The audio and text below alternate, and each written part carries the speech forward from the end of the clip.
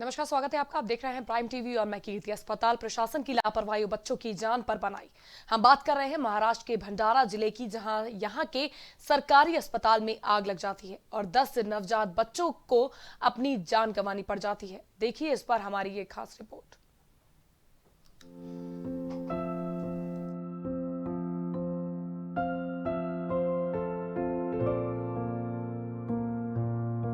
महाराष्ट्र के भंडारा के सरकारी अस्पताल में बच्चों के वार्ड में बीती रात 2 बजे आग लग गई। आग में 10 नवजात बच्चों की जिंदा जलकर मौत हो गई। इन बच्चों की उम्र 1 दिन से लेकर 3 महीने तक बताई जा रही है। जिन बच्चों ने अभी जिंदगी का मुंह भी ठीक से नहीं देखा था, एक बड़ी लापरवाही ने उनकी जान ले ली। हादसे को लेकर महाराष्ट्र के मुख्यमंत्री उद्धव ठाकरे ने स्वास्थ्य मंत्री राजेश टोपे से बात की है। इसके साथ ही मुख्यमंत्री ने जिला कलेक्टर और पुलिस कप्तान से भी बात की।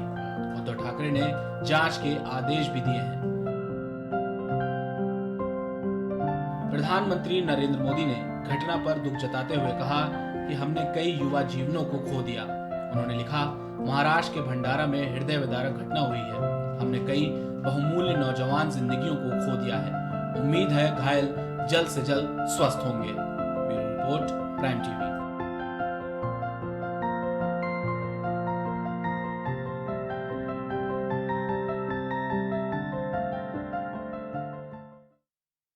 देश में श्रद्धालु जिस शाही स्नान का बड़ी बेसब्री से इंतजार कर रहे थे, उनके लिए इंतजार की घड़ियां अब समाप्त हो गई हैं। देश के सबसे भव्य मेले यानी कि कुंभ मेले का आयोजन बहुत जल्द होने जा रहा है। शाही स्नान में अब सिर्फ 2 ही महीने बाकी रह गए हैं। इस बार के कुंभ मेले में क्या खास होने वाला है, ये जानने के लिए देखिए हमारी ये खास रिपोर्ट।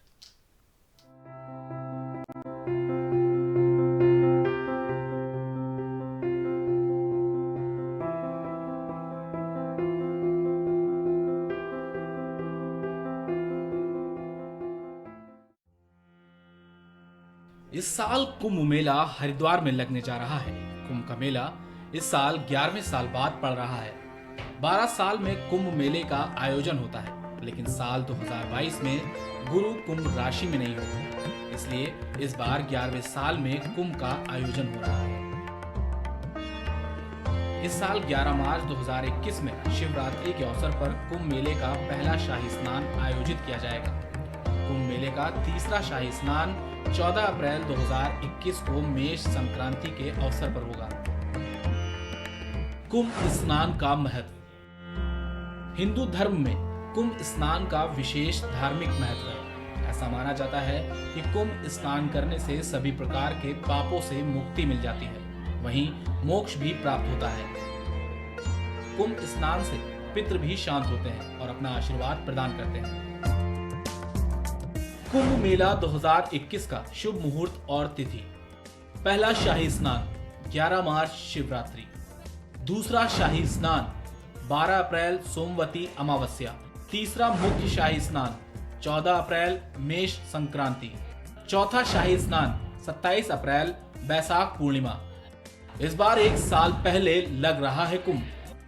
कुंभ का आयोजन ज्योतिष गणना के आधार पर होता है। कुंभ के आयोजन में सूर्य और देव गुरु बृहस्पति की अहम भूमिका मानी जाती है।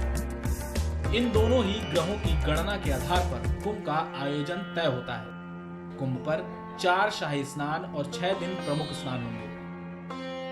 कुंभ मेले में आने के लिए इस बार कुछ नियमों का पालन करना होगा। ऐसा कोरोना वायरस के खतरे के कारण किया जा रहा है।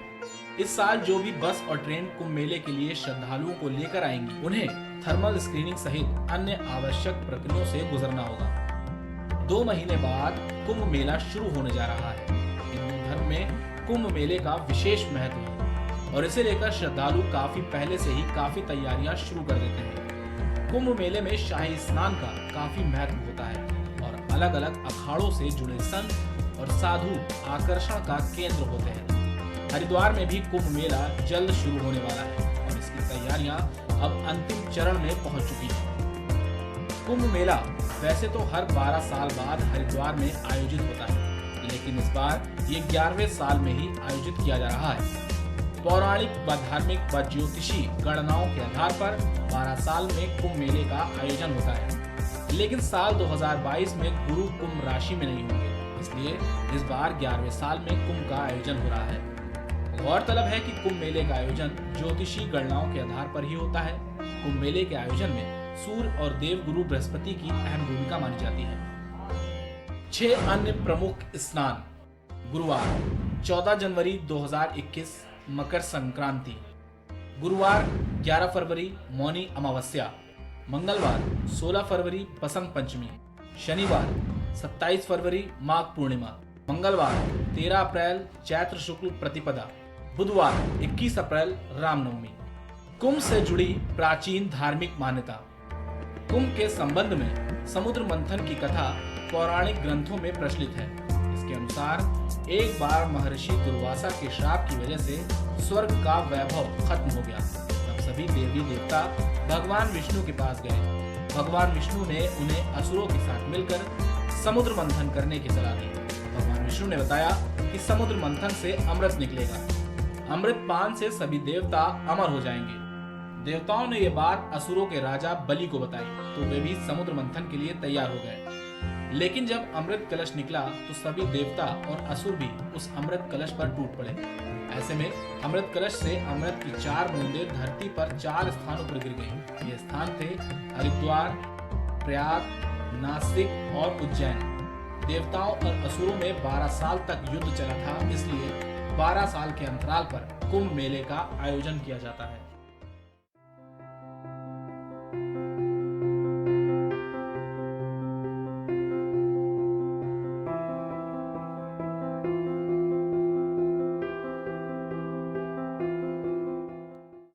इस बार कुंभ मेले में कोरोना का असर जरूर दिखाई देगा, लेकिन श्रद्धालुओं के अंदर का जोश बिल्कुल पहले जैसा ही है। बढ़ते हैं अपनी अगली खबर की ओर। पश्चिम बंगाल में विधानसभा चुनाव 2021 में कांग्रेस अपने अस्तित्व को बचाने की कोशिश कर रही है। यहां के लोग बंगाल बचाओ का नारा जोरों शोरों से दे रहे हैं। क्या बंगाल में कांग्रेस का पलड़ा बीजेपी पर भारी पड़ेगा या ममता अपना पुराना जादू चलाने में कामयाब रहेंगी? 2021 में होने वाले चुनाव में कांग्रेस का नया मंत्र क्या होगा? चलिए बताते हैं आपको अपनी इस रिपोर्ट में। पश्चिम बंगाल विधानसभा चुनाव 2021 में अपने अस्तित्व को बचाने की लड़ाई लड़ रही कांग्रेस ने कहा है कि बंगाली अस्मिता के लिए बंगाल बचाओ उसके प्रचार अभियान के केंद्र में होगा। राज्य में सत्तारूढ़ तृणमूल कांग्रेस और केंद्र की सत्ता पर काबिज भारतीय जनता पार्टी के मुख्य मुकाबले में कांग्रेस ने वाम दलों के साथ मिलकर अपनी मजबूत उपस्थिति दर्ज कराने की कोशिश अभी से शुरू कर दी है। अखिल भारतीय कांग्रेस कमेटी के महासचिव और बंगाल प्रदेश कांग्रेस के प्रभारी जितिन प्रसाद और पश्चिम बंगाल प्रदेश कांग्रेस कमेटी के अध्यक्ष अधीर रंजन चौधरी की अगुवाई में बंगाल के चुनाव को त्रिकोणीय मुकाबला बनाने में जुटी है। इसलिए पार्टी ने वाम दलों के साथ मिलकर चुनाव लड़ने का फैसला किया है। सीटों के बंटवारों के लिए अधीर रंजन चौधरी की अध्यक्षता में एक कमेटी का गठन भी कर दिया गया है। कांग्रेस को उम्मीद है कि वह अपने पिछले प्रदर्शन को बरकरार रखेगी। पिछली बार यानी साल 2016 के विधानसभा चुनाव में कांग्रेस वाम दल मिलकर लड़े थे। 294 सीटों वाली विधानसभा में कांग्रेस के हिस्से में 90 सीटें आई थी। उसे 44 सीटों पर जीत मिली थी। वाम दल 32 सीटों पर ही जीत दर्ज करा पाया था। इसलिए पार्टी ने इस बार बंगाली अस्मिता को अपना चुनावी हथियार बनाने का निश्चय किया है। पार्टी को उम्मीद है कि बंगाली अस्मिता और स्थानीय नेता के मुद्दे पर उसे लोगों का समर्थन हासिल होगा और कांग्रेस बेहतर प्रदर्शन कर पाएगी। कांग्रेस के राष्ट्रीय महासचिव एवं बंगाल प्रदेश के प्रभारी जितिन प्रसाद ने कहा कि भाजपा के पास कोई स्थानीय चेहरा नहीं है जिसे वह अपना मुख्यमंत्री बना सके, जबकि कांग्रेस के पास अधीर रंजन चौधरी जैसे दमदार बंगाली नेता हैं। जितिन प्रसाद ने यह भी कहा कि बंगाल में उनके पास फायर ब्रांड नेता अधीर रंजन चौधरी हैं, तो राष्ट्रीय स्तर पर राहुल गांधी और प्रियंका गांधी जैसे दमदार नेता मौजूद हैं। उन्होंने कहा कि एक और भाजपा के पास कोई लोकल चेहरा नहीं है, तो तृणमूल कांग्रेस के शासन में पश्चिम बंगाल में कानून व्यवस्था की स्थिति चरमरा गई है। बिगड़ती कानून व्यवस्था के चलते बंगाल की संस्कृति मिट रही है। कांग्रेस का मानना है कि कांग्रेस और वाम दल दोनों की जड़ें पश्चिम बंगाल में हैं। दोनों मिलकर बंगाल की अस्मिता और उसके गौरव को पुनर्स्थापित कर सकते हैं। जितिन प्रसाद ने कहा कि आने वाले दिनों में राहुल गांधी और प्रियंका गांधी जैसे कद्दावर कांग्रेस नेता पश्चिम बंगाल आएंगे और कांग्रेस वामदल के संयुक्त चुनाव प्रचार अभियान का आगाज करेंगे।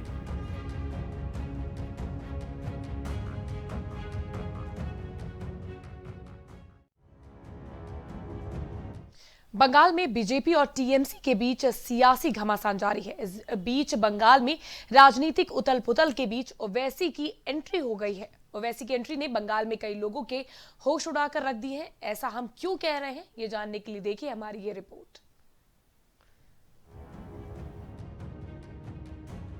बंगाल के घमासान में ओवैसी की एंट्री से लग रहा था कि मुसलमान ममता दीदी को बंगाल से बाहर कर देंगे, लेकिन कुछ ही दिन में सियासत की बिसात पर ओवैसी अपनी चाल में फंस गए। जिस फुरफुरा शरीफ पर मत्था टेकने के बाद ओवैसी जीतने का ख्वाब देख रहे थे, उसी फुरफुरा शरीफ ने ओवैसी की हार तय कर दी है। दरअसल असदुद्दीन ओवैसी खुद को मुस्लिमों का महिसा समझ बैठे हैं, लेकिन बंगाल ने ओवैसी के मजहबी कार्ड का प्लान फेल कर दिया है और बंगाल के मुस्लिम स्कॉलर भी ओवैसी का बॉयकॉट कर रहे हैं। ममता का समीकरण बिगाड़ने पहुंचे ओवैसी के खिलाफ बंगाल के मुसलमान ही आवाज उठाने लगे हैं। लगता है मुस्लिमों का मसीहा बनने की रेस में ओवैसी पीछे रह गए और ममता दीदी का दांव सही बैठ गया है। ओवैसी का बंगाली मुसलमानों के मसीहा बनने का सपना बिखर गया। अपनी ही मजहबी चाल में भाईजान फंस गए हैं। आज तक असदुद्दीन ओवैसी को गुमान था कि उनके इशारे पर देश का मुसलमान एक हो जाता है, लेकिन बंगाल की राजनीति ऐसी है कि वो किसी को भी चौंका सकती है।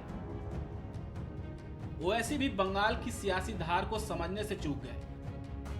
बंगाल इमाम एसोसिएशन ने ओवैसी पर गंभीर आरोप लगा दिया और कहा कि ओवैसी बंगालियों को बांटने की साजिश रच रहे हैं। एसोसिएशन के मुताबिक ओवैसी बंगाल के मुसलमानों के नेता नहीं है, इसलिए उसका मसीहा बनने की कोशिश भी ना करें। बंगाल इमाम एसोसिएशन ने कहा कि मुसलमानों को बंगाल के बाहर से मुस्लिम नेताओं की जरूरत नहीं है। मुस्लिम वोट तोड़कर ओवैसी बीजेपी को फायदा पहुंचाना चाहते हैं। बंगाल में मुस्लिम वोटों के विभाजन नहीं होने देंगे। बंगाल इमाम एसोसिएशन के साथ साथ उस फुरफुरा शरीफ ने भी ओवैसी के खिलाफ आवाज बुलंद कर दी है। वही फुरफुरा शरीफ जिसके दम पर ओवैसी बंगाल में जीत का सपना देख रहे थे। फुरफुरा शरीफ के पीरजादा तोहा सिद्दीकी ने तो ओवैसी को बीजेपी एजेंट करार दिया है, यानी बंगाल के मुसलमान ने ओवैसी की मंशा को बेनकाब कर दिया है। बंगाल में बड़ी धमक के साथ ओवैसी ने एंट्री की थी और अब्बास पीरजादा के साथ ओवैसी को ममता के लिए सबसे बड़ा खतरा बना दिया था। लेकिन ममता बनर्जी ने ऐसा दांव चल दिया कि ओवैसी का खेल बनने से पहले ही बिगड़ गया।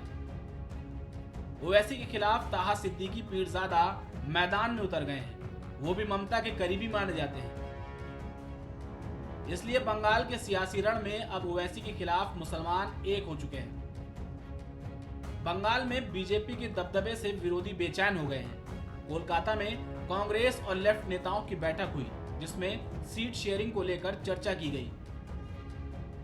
आपको बता दें, बंगाल चुनाव में कांग्रेस और लेफ्ट मिलकर लड़ेंगे। वहीं टीएमसी नेता लक्ष्मी रत्न शुक्ला ने सियासत से संन्यास लेने का ऐलान कर दिया है। लक्ष्मी रत्न का कहना है कि राजनीति के बगैर भी सेवा हो सकती है। बुधवार को खेल राज्य मंत्री के पद से इस्तीफा दिया था। फिलहाल बंगाल की जंग दिन ब दिन तेज होती जा रही है। सभी सियासी दलों के नेता अपनी सियासी बिसात बिछाने में जुटे हुए हैं। Bureau report, Prime TV.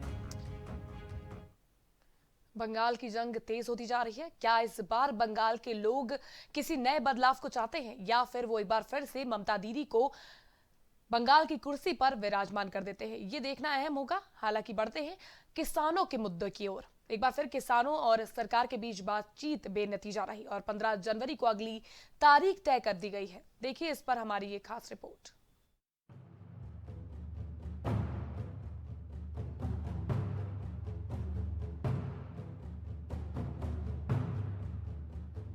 लगातार सरकार और किसानों के बीच बैठकों का दौर जारी है। 8वें दौर की बैठक के बाद भी कोई हल नहीं निकल सका। नए कृषि कानूनों के विरोध के बीच किसानों और सरकार के बीच शुक्रवार को 8वीं बार बात हुई। हालांकि पिछली 7 मुलाकातों की तरह यह चर्चा भी बेनतीजा रही। हालांकि इस बैठक को लेकर केंद्रीय मंत्री नरेंद्र सिंह तोमर ने हल निकालने की उम्मीद जताई थी। सरकार आगामी 15 जनवरी को किसानों की मांगों को लेकर संगठनों के साथ एक बार फिर बैठक करेगी। विज्ञान भवन में आयोजित इस बैठक में 40 किसान संगठनों के अलावा केंद्रीय मंत्री नरेंद्र सिंह तोमर, पीयूष गोयल और सोम प्रकाश मौजूद थे। खास बात है कि इससे पहले सरकार और किसानों के बीच हो चुकी 7 बार की बातचीत में कोई नतीजा नहीं निकला है। हालांकि 30 दिसंबर को हुई मुलाकात में पराली जलाने और विद्युत सब्सिडी को लेकर दोनों पक्षों में सहमति बनी थी। बैठक शुरू होने से पहले तोमर ने केंद्रीय गृह मंत्री अमित शाह से मुलाकात की और दोनों के बीच लगभग 1 घंटे वार्ता चली। इस मीटिंग के दौरान एक किसान हाथों में पर्ची थी जिस पर लिखा हुआ था, हम या तो मरेंगे या जीतेंगे। मीटिंग के दौरान किसानों ने साफ कर दिया है कि कानून वापस लिए जाने तक आंदोलन खत्म नहीं होगा। वहीं बैठक के दौरान एक किसान नेता ने कहा, हमारी घर वापसी तभी होगी जब आप लॉ वापसी करेंगे। एक अन्य नेता ने किसानी से जुड़े मुद्दे को लेकर केंद्र सरकार की भूमिका पर सवाल उठाए। Desk report, Prime TV.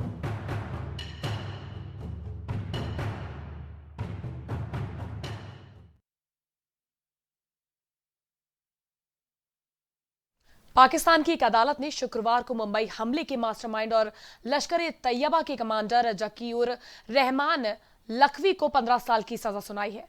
उसे यह सजा टेरर फंडिंग केस में सुनाई गई है। देखिए इस पर यह रिपोर्ट।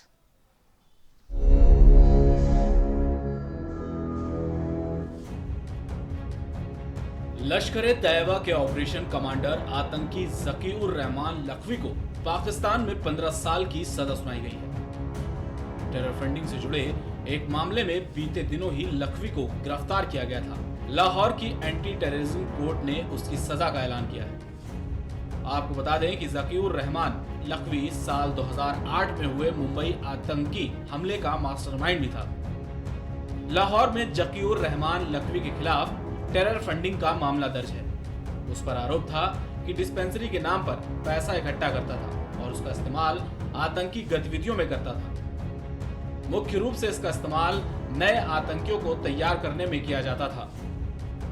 आपको बता दें कि जकीउर रहमान लखवी को संयुक्त राष्ट्र द्वारा भी आतंकी घोषित किया हुआ था, जो लंबे वक्त से गिरफ्तारी से बाहर था।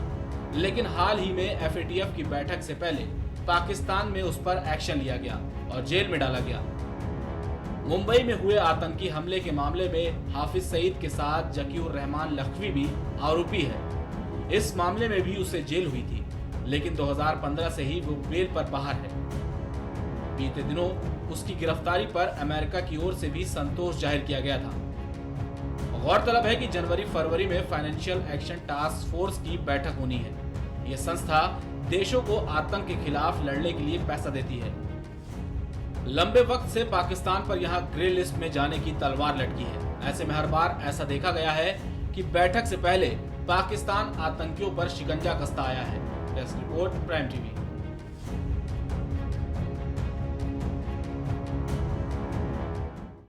हमारी खास रिपोर्ट्स में फिलहाल के लिए बस इतना ही। फिर हाजिर होंगे देश और दुनिया की तमाम बड़ी खबरों के साथ।